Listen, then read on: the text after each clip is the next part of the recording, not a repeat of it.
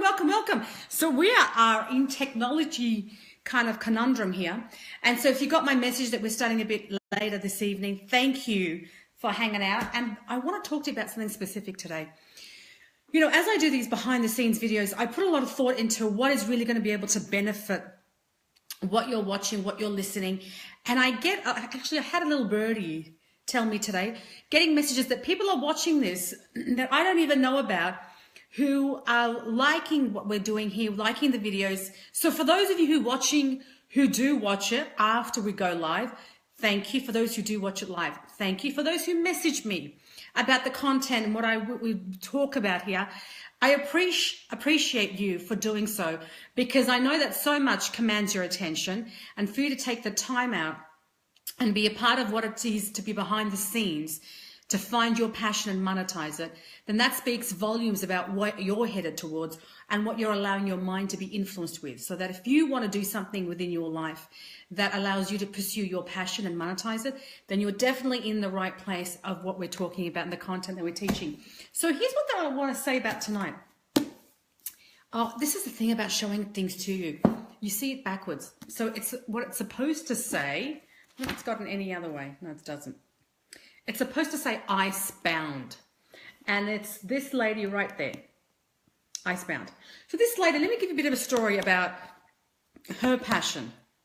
And that's not what you think. She didn't go create some huge event. She didn't do anything, try and go forward towards world peace. It was very quite humble what she did. So this lady here, Jerry Nielsen, what she wanted to do was she actually wanted to embark. She had come to a crossroads in her life, and she wanted to just get away from all the hassles that was happening. And what she decided to do was to do something that was pretty crazy. She decided to go to Antarctica, hence why it's all just ice there. She decided to go to Antarctica and to be the only physician. So she's a medical doctor, and she was signed on with a team of people to go to Antarctica and do some research. And I think the contract was for a year or 2 years. It's been a while since I've read the book, but it was for quite a significant period of time. So anyway, she goes into Antarctica, signs a contract, and she's the only MD. She's the only doctor in this expedition that goes to Antarctica. And while she's in Antarctica, I mean, you've got carpenters, they've had plumbers with this expedition. They had pretty much a lot of people from really varied industries, one of each, that went along and to do research. And she was the medical doctor to look after everybody there in case anyone needed anything. She was looking after the people who were doing the research and the expeditions. So anyhow, she's on this expedition and she realizes that there's a lump. And not only that, she realizes that it's a malignant form of cancer. And she touches base back home to the United States and tells them in headquarters what's going on. And they try to organize, because she needs immediate surgery to be able to take out this malignant tumor. And they try and fly a helicopter or an aircraft to Antarctica, but the conditions are so bad, the conditions are so hazardous that they can't get this aircraft to land. And no matter what they do, it's just not going to come across. So unfortunately, they cannot under any circumstance, because it's blizzard conditions, it's crazy, it's ice, can't even land, there's too much snowstorms happening. They can't get an aircraft there to rescue her and take her back to the United States to go and get surgery. So she realizes that the only thing she can do is to actually go and perform surgery on herself. So here's this lady in Antarctica who signed up a contract to pursue something she's never done, to become adventurous. She's the MD of an expedition. And then she realizes she's got breast cancer and she cannot get out of it because the United States can't airlift her out of there. So she decides to perform surgery on herself, and here's what she does. This is crazy. It's going to blow your mind. I know this because I read her book. And the book, I have to tell you, I think it was published quite some time ago. It was published like in 1998, 96. So it's not like it was something 1988, it was published. It was quite some time ago. So here's what she does. To perform surgery on herself, on the book is mirror imaged. The writing on the book is mirror imaged. I don't know, what do you mean by that, John? John, what's going on with that? What's wrong with that language? Tell me what's going on with that. So back to my story, John. So here she is in the middle of Antarctica, and she has to perform surgery on herself. Now, here's what's interesting. She obviously can't get the knife and the scissors and perform surgery on herself. She actually recruits. She looks at who can do certain tasks. So she asks the carpenter, who works very well with his hands and who has to outline things on the floor. So she chooses the skill set. Here's what's interesting. This is about your passion, remember. She chooses the certain skill sets and recruits people to perform the surgery while she's awake. So she's instructing it and telling people what to do based on the skill sets that they have. So the carpenter comes and does the intricate details of, stitching up or cutting up. Then the plumber comes and there's no plumbing involved, but that each person has a role based on the skill sets that they do in their own professional life. And here's why it's important to you and I as we're pursuing our passion. Every skill set is needed.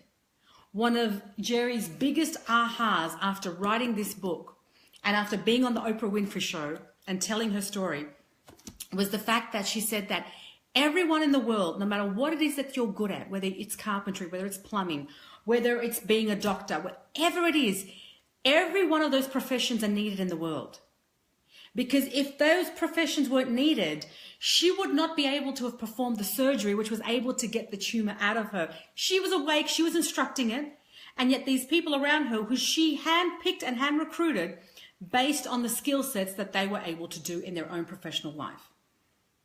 And here's what's interesting about that. What that shows me is that one thing I talk about in my workshops when people come and work with me and finding what their passion is, I say what my passion is versus what your passion is versus what your next door neighbor's passion is are all separate things. That's why a dream job, some people might laugh at that and go, there's no such thing as a dream job. Actually, there's not one universal dream job. What is a work that inspires me is completely different to what might inspire you, which is why it's unique to every single individual. And finding that thing which you are uniquely good at, it's your God-given responsibility. Because if God has given you that gift, then it's your responsibility to work it out, dig it up, cultivate it, nurture it, fertilize it, allow it to grow and emerge so that you can serve leading with that gift. And that's what's important. And what she said, that just because someone's a plumber, don't knock them down. Just because someone's a carpenter and it's not the same status as a doctor, don't knock it down, because the skill set that God has given a carpenter is a specific skill set that was so unique that it was able to contribute to surgery on a doctor because he knows how to work with his hands, because he knows how to be delicate with what he's doing. And that's the moral of the story, that we all need all professions. And just because if you ever think about someone's living a dream job and you think, does that really exist? It sure does. And the only reason why that's become foreign language, that a dream job would be something so far out, is because that you haven't been around someone who's living a dream job. You haven't been around that energy. You haven't been around the enthusiasm. You haven't been around what that enlightenment brings, how that changes the scope for so much of your life. Because when you're doing what you love, there are days, don't get me wrong, there are high and low days, like with everything, okay? God tests us all. Just because you're living your dream job doesn't mean God's not testing us. God still tests whether you're doing your dream job or you're not, all right? You're still going to be tested, either or. That's just a given. But how awesome to have the God-given ability to work out what that is and then go through the tests of life knowing that you're doing work that actually makes a difference to you and to your corner of the world. How awesome it is to actually do work that not only makes a difference to you and your corner of the world, but you know is going to create a lasting legacy for you. That the lasting legacy could be fulfilling it with raising a beautiful child, or planting a beautiful garden and having the nutrition of that garden feed others, or actually going and working within the community, or working beyond that community, whatever that works out to be for you. But it's because at the end of the day, and I always say this, the only thing any human really wants, yes, all the money and the prestige and the titles, yeah, that's all just jazz. That all goes, right? And that's pretty much what everybody wants. That's why we go for 13 years of schooling from kindergarten to university or till high school, 13 years in Australia anyway, of school. But the only number one reason why any of us want to go for a passion and make a difference is because we just want to do work that matters. We want to know that we mattered, that our existence had a time, had a purpose, and was able to contribute beyond our self-interest. And that's where the fulfillment comes in. That's when it blossoms. That's when passion becomes purpose. That's when it blossoms, when it's beyond the self-interest. Once you go beyond, that's where overflow happens. That's when an overflow in terms of the overflow of joy, because you can only give what you have. You can't give of what you don't have. And so the more you are able to cultivate that desire, that ability to really construct what it is that passion is for you and give to the world, the greater level of fulfillment you'll get, and the greater you'll be able to contribute to other people who need what you have. How did a carpenter or plumber know that one day that would be involved in a surgery in Antarctica on a doctor? And the only reason is because they loved what they did. They did it with passion. They went on an expedition to the other side of the world to pursue it. And with that passion came the importance of their skill contributing to someone else's life.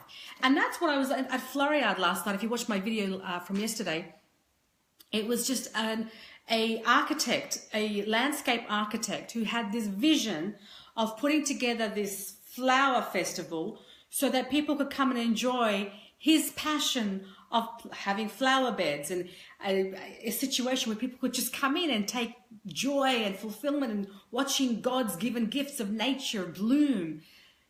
And that was just a vision. And because he was able to create this thing called Floriade, it gave a platform for other people to go and pursue their passion. There's stall holders, there's comedians, there's acrobats, there's artists of all different types that come to Floriade. And they only exist and they only come because there is this event called Floriade, which was really inspired by a man who had the vision to really just pursue a passion. So that's what I want to show to you guys. If you haven't read this book, it's a little bit sad, I gotta say. It's quite sad because it goes through what's happening in real time. And she's writing, and she's got like a diary and pictures in here. So let me see if I can show you a picture of something. If you could probably, it's all black and white, but you probably won't be able to see it. I mean, it's all backwards. That's their expedition in Antarctica. Like, it's crazy, crazy, crazy stuff. Just crazy stuff. And what they had to do, and her surgery, and she is right here looking at the camera. That's her right there with the hat on, being operated on, looking at the cameras and the computer of how they're supposed to do, instructing it and getting on the bed, right? It's just crazy stuff, but only because what I'm trying to say is all the people around her, because they were passionate about their skill sets, not only were they able to use it at their profession, but able to take that and transfer it to something else. And that's where you create your legacy. That's where fulfillment comes in. And that's the biggest way that you know you're doing the right thing. You know that you're fulfilling your God-given path. And it's a journey. Nobody one day wakes up and lands. It's a journey. It's a complete evolution. When Apple Computer started, it started off with just the iPod, right? The iPod of music. That was completely it. But then it evolved to the iPad, the iPhone, the iMac. All these things evolved as Apple evolved. And that's just a metaphor for a company. You and I, we're humans. We're going to evolve. And so the more we evolve into the passion that we're in, the greater the ability of fulfillment we have. And with fulfillment comes love, comes the ability to have meaning, contribution, and confidence in what we're going after. So I invite you to really take an inventory of your skill sets. Really take inventory of what it is that you believe God has given you to really cultivate that. And it doesn't have to be something that someone has given you praise for, or given you the thumbs up for, or said that you're good at it. It just has to be an inner voice that speaks to you and that it calls to you every so often. I know that when I speak and when I train, one of the biggest things for me is I feel at home. And what I mean by that is when I'm speaking, whether I'm good or bad, when I'm training, whether I'm good or bad, it's just home. I feel like I'm at home. And I'll never forget the feeling the first time I did it. I was in high school, and the story, that's for another behind the scenes. Let me save that for another behind the scenes about how I came across this thing called speaking.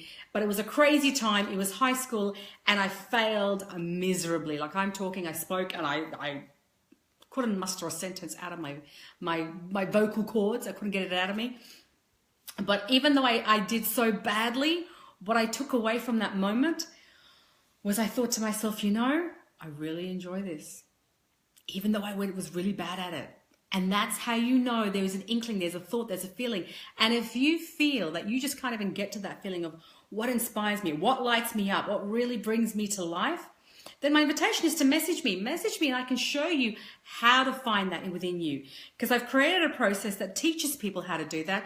And that's just for you if you're eager to know what it is that lights you up. What is it that sparks you up? What is that thing that once you tap into it, you know you've got more potential, but you just don't know how to tap into it? If you could just find that, that would give you the gateway. That would be the gateway for you to move forward, faster forward in getting to what you want, to be able to contribute, have confidence, and really create meaning and monetize that thing which you're meant to do. So I hope that's helped wherever you are in the world listening to this live, or I prefer you to come live, guys, because you get more of it. When you come live, I can actually answer questions. I can actually speak to you one-on-one like John just did and tell me what you're feeling. And the more that you tell me in terms of your sharings and your likes, the more it tells me what kind of subjects you're into so that I can be able to speak more about that. So I'm going to wrap this baby up. I'm going to bid you farewell. I want to thank you very, very much for joining us. I hope that this has helped. I hope that that Jerry Nielsen, I keep forgetting her name, but that story has helped you to really see promise in your own potential and to really move further, faster. Hello, my sweet Miriam. Hello, hello, hello, hello, hello. Long time no see. Where have you been? Where have you been, young lady? Where have you been? I have been waiting for you. Anyway, I better go because I've been waiting and now you're here and I've got to run. But it's been a pleasure, guys. I'll see you guys tomorrow night behind the scenes at 8 p.m. Catch you then.